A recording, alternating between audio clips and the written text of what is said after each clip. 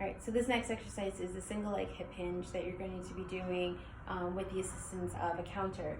So you can have a towel or a paper towel just over here for your hand to glide against.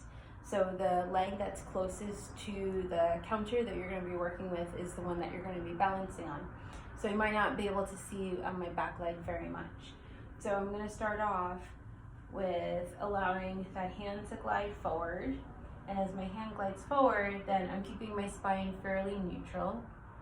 And I'm balancing on that standing leg. And again, I'm keeping a little bit of a micro bend here.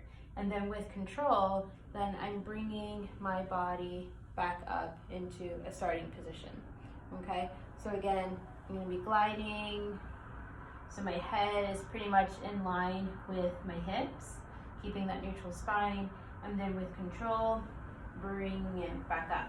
So if you're finding that it's really challenging to balance or stabilize on that standing leg, then you can do a little kickstand.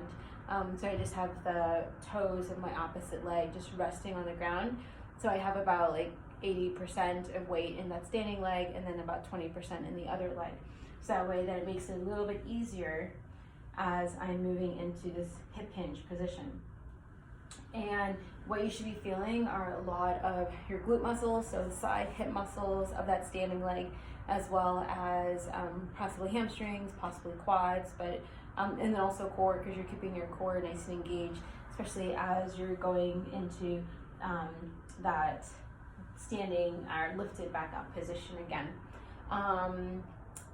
If it feels like it's really, really difficult, don't go as far. So just go about like 2 inches forward or a couple of inches forward, a couple of inches back. So I want to make sure that you have control as you're doing it, but it's a really great way to start to transition into, doing like a deadlift or anything where you have to balance on one leg, where you have to balance on one leg and be able to lift something up.